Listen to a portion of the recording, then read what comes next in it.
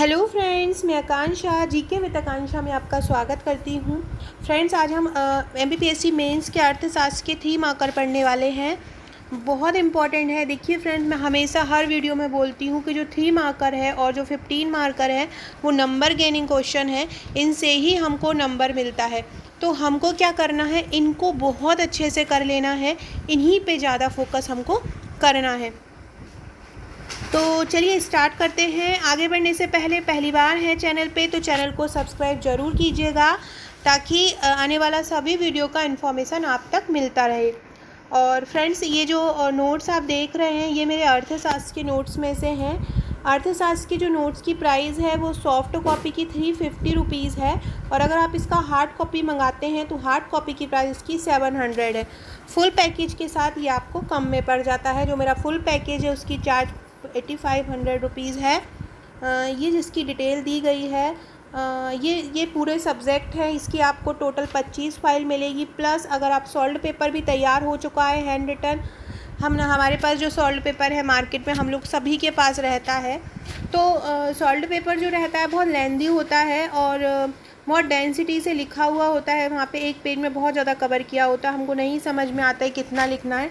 लेकिन मैंने 2014 से 2018 तक का जो पेपर बनाया है वो पूरा हैंड रिटन बनाया है। 6 फाइलों में आपको पूरा सॉल्ड पेपर मिलेगा, जो कि अलग अलग पेपर वाइज सॉल्ड पेपर रहेगा। बहुत अच्छे तरीके से फ्रेम किया है।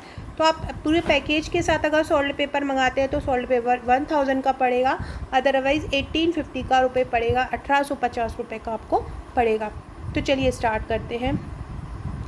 विमुद्रीकरण का क्या अर्थ है? देखिए, विमुद्रीकरण को हम थोड़ा सा मौलिक रूप में देखें ओरली, तो जो भी मुद्रा चल रही है उसको बंद करना और उसकी जगह पर नई मुद्रा को लाना विमुद्रीकरण कहलाता है। जैसे कि 2016 में मोदी जी के द्वारा किया गया था। उन्होंने 500 और 1000 रुपये के पुराने नोट बंद कर दिए थे और नए नोट चालू कर दिए थे, तो उसको विमुद्रीकरण कहा जाता है। तो इसको 3 नंबर में हम क्या लिखेंगे कि अर्थव्यवस्था में प्रचलित मुद्रा को बंद करके उसके स्थान पर नई मुद्रा जारी करना क्या कहलाता है? विमुद्रीकरण कहलाता है। 2016 में प्रधानमंत्री मोदी जी ने 500 और 1000 रुपये के नोट का विमुद्रीकरण किया था। कब किया था? 2016 में मोदी जी ने किया था। नेक्स्ट है वस्तु और सेवा कर से आप क्या समझते हैं? तो वस्तुओं और सेवाओं पर लगने वाला कर, वस्तुओं और सेवाओं पर लगने वाला कर क्या कहलाता है? वस्तु और सेवा कर कहलाता है, जिसको हम जीएसटी भी बोलते हैं। यह एक प्रकार गुड एंड सर्विस टैक्स इसका फुल फॉर्म होता है, और यह एक अप्रत्यक्ष कर होता है। अप्रत्यक्ष रूप से लागू, प्रत्यक्ष कर और अप्रत्यक्ष 2 प्रकार से होते हैं। एक डायरेक्ट होता है जहाँ हमें डायरेक्ट टैक्स भरना पड़ता है, और एक अप्रत्यक्ष होता है जिसको हमें नहीं पता होता लेकिन हमसे ले लिया जाता है। जैसे कि किसी भी वस्तुओं पर लग गया, कपड़े ले रहे हैं उन पर लग गया, तो वो टैक्स जो होता है वो अप्रत्यक्ष कर कहलाता है। 1 जुलाई 2017 से ये पूरे भारत में लागू है। कब से? 1 जुलाई 2017 से ये पूरे भारत में लागू हो गया है।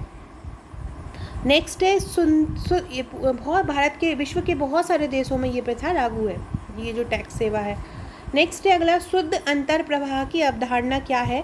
तो एक वित्त वर्ष में राष्ट्र में जितना भी अंतर प्रवाह आया तथा जितना देश से बाहर गया, जितना आया और जितना देश से बाहर गया, दोनों का जो अंतर होता है वो शुद्ध अंतर प्रवाह कहलाता है। क्या? एक वित्त वर्ष में या एक साल में एक राष्ट्र में जितना आया और जितना गया उसका जो अंतर है वो शुद्ध अंतर प्रवाह कहलाता है।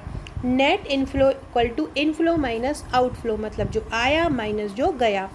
नेक्स्ट है हरित लेखांकन से आप क्या समझते हैं? तो हरित लेखांकन राष्ट्रीय आय के आकलन की एक विधि है। क्या है? राष्ट्रीय आय के आकलन की एक विधि है, जिसमें राष्ट्रीय उत्पाद की अभिवृद्धि में प्रयुक्त प्रकृति प्रदत्त संसाधनों की 6 लागतों को राष्ट्रीय आय में से घटाया जाता है।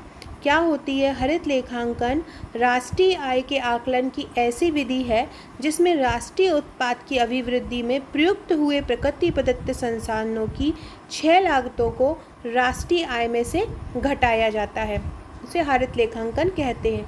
नेक्स्ट है कौन से देश ब्रिक्स के सदस्य हैं? तो ब्रिक्स के सदस्य, देखिए ब्रिक्स जो है ये 5 वर्ड से मिलके बना होता है। BRICS। बी से मतलब होता है ब्राज़ील, आर से मतलब होता है रसिया, आई से मतलब होता है इंडिया, सी से मतलब होता है चाइना एंड एस से मतलब होता है साउथ अफ्रीका। तो इस प्रकार से ये ब्राज़ील ये 5 देशों से मिलकर बना होता है। ब्रिक्स, G20, G80, G10 ये जो समूह है ये बहुत अच्छे से आपको कर लेना है, क्योंकि ये समूह में से बहुत सारे क्वेश्चन 3 मार्कर में बन जाते हैं। प्रधानमंत्री मुद्रा योजना एक मैं वीडियो लेके आती हूँ, उसमें जितने भी संगठन हैं, G20 है, ओपेक है, आसियान है, सार्क है, साफ्टा है ना, और ये जो और भी जो भी है उन सभी के जितने भी 3 मार्कर बन सकते हैं मैं आपको बना के देती हूँ ताकि आप उनको अच्छे से कर सकें। तो क्या होता है प्रधानमंत्री मुद्रा योजना, क्या होती है? प्रधानमंत्री छोटी इकाइयों को कम लागत पर वित्तीय सहायता देना। प्रधानमंत्री मुद्रा योजना के बारे में पूछते तो हम इनका सन लिखते, कब स्थापना हुई, कब आरंभ हुआ ये लिखते, लेकिन वो केवल हमसे उद्देश्य पूछ रहे हैं तो हमको केवल उद्देश्य ही लिखना है। तो प्रधानमंत्री मुद्रा योजना का उद्देश्य क्या है? तो प्रधानमंत्री मुद्रा योजना का उद्देश्य क्या है? छोटी इकाइयों को कम लागत पर वित्तीय सहायता देना। जो छोटे छोटे संगठन हैं उन्हें कम लागत पर वित्तीय सहायता देना प्रधानमंत्री मुद्रा योजना कहलाती है। स्वरोजगार और रोजगार को ये बढ़ावा देती है। क्या करती है ये?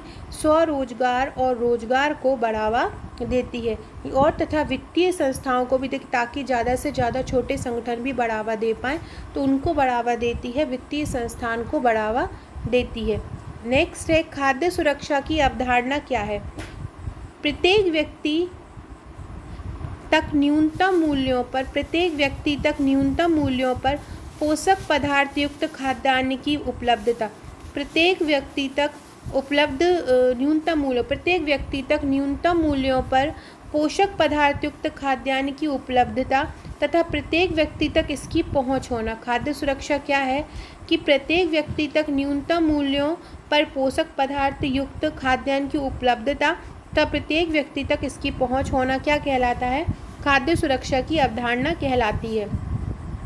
विकेंद्रीकृत योजना से आप क्या समझते हैं? तो वह योजना जिसमें योजना का निर्माण, प्राथमिकता निर्धारण व क्रियान्वयन में केंद्र, राज्य व स्थानीय शासन तथा नागरिकों की सहभागिता हो। विकेंद्रीकरण योजना क्या कहलाती है? वह योजना जिसमें योजना का निर्माण, प्राथमिकता निर्धारण व क्रियान्वयन में केंद्र, राज्य व स्थानीय शासन और नागरिकों की सहभागिता हो, विकेंद्रीकृत योजना कहलाती है। नेक्स्ट है रोजगार की गुणवत्ता क्या है? तो ऐसा रोजगार जिसमें रोजगार सुरक्षा हो, आगे बढ़ने, सीखने व उपलब्धि प्राप्त करने के अवसर हो। तो ऐसा रोजगार जिसमें रोजगार की सुरक्षा मिल पाए, आगे बढ़ने, सीखने व उपलब्धि प्राप्त करने के अवसर मिल पाए, रोजगार की गुणवत्ता कहलाती है। ये जो होती है इससे क्या होता है, क्या लाभ होते हैं? इससे क्या होता है कि जो प्रतिस्पर्धात्मक वेतन मिले, रोजगार ऐसा होना चाहिए जो पारदर्शिता हो, प्रतिस्पर्धात्मक वेतन मिले तथा श्रमिकों का हित हो। ऐसा रोजगार जो होता है वो रोजगार की गुणवत्ता में आता है। नेक्स्ट है मध्य प्रदेश में निम्न औद्योगिकीकरण के क्या कारण? बहुत ही इंपॉर्टेंट टॉपिक है, चाहे 6 नंबर हो लो, चाहे 15 नंबर बोल लो और चाहे 3 नंबर बोलो, तीनों ही पेपर में, तीनों ही मार्कर में ये जो क्वेश्चन है बहुत इम्पोर्टेंट हो जाता है।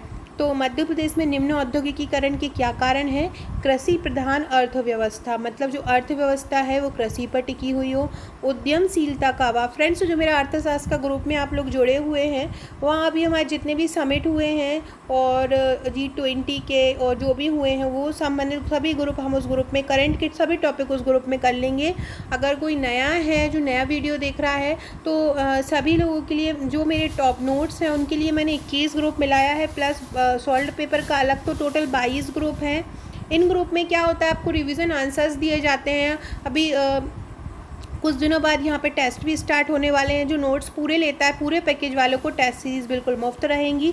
टेस्ट सीरीज़ भी स्टार्ट करने वाली हो जो ग्रुप में ही रहेंगी, जितने भी ग्रुप बने हुए हैं। तो मध्य प्रदेश में निम्न औद्योगिकीकरण के क्या कारण हैं पढ़ते हैं। सबसे पहले कृषि प्रधान अर्थव्यवस्था। जो अर्थव्यवस्था है वो कृषि प्रधान है, मतलब कृषि पर निर्भर है। उद्यमशीलता का अभाव, उद्यम जो लोग हैं, श्रमिक हैं, उनका बहुत अभाव है और जो जितने भी मानव हैं वो अकुशल हैं, कुशल प्रशिक्षण उनके साथ नहीं मिला है। आधारभूत अवसंरचना, और जो आधारभूत अवसंरचना है वो भी उनकी विकसित नहीं है, अविकसित है।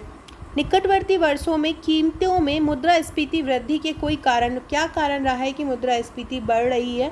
तो जीएसटी लागू हो गया सबसे पहले, दूसरा विनिमय दर परिवर्तित हो गई, और तीसरा आयातित वस्तु मतलब जो हम वस्तुएं खरीदते हैं वो बहुत ज़्यादा महंगी हो गई। यही कारण है कि मुद्रास्फीति जो है वो बढ़ रही है। सो फ्रेंड्स, इस प्रकार से हमने 3 नंबर, किस तरीके से 3 नंबर के क्वेश्चन लिखना है ये आपने देखे हैं। तो इसी प्रकार से आपको करना है। अगर ये मेरा होल पैकेज लेना चाहते हैं, ये सॉफ्ट कॉपी का पैकेज, अगर आप सॉफ्ट कॉपी लेना चाहते हैं तो सॉफ्ट कॉपी आपको 5200 में मिल जाएगा, प्लस 1000 का आपको सॉल्ड पेपर मिल जाएगा। इसके साथ आपको 21 पेड ग्रुप मिलेंगे, टेस्ट सीरीज़ मिलेंगी जहाँ पे आपको रिवीजन आंसर मिलेंगे। सो फ्रेंड्स, वीडियो अच्छा लगा हो तो लाइक शेयर ज़रूर कीजिएगा, और ज़्यादा से ज़्यादा पढ़िएगा। पेपर कभी भी हो जाएगा, रिज़ल्ट कभी भी आ जाएगा आरक्षण के बाद, तो आप अपनी तैयारी जारी रखिएगा। Okay friends, thank you.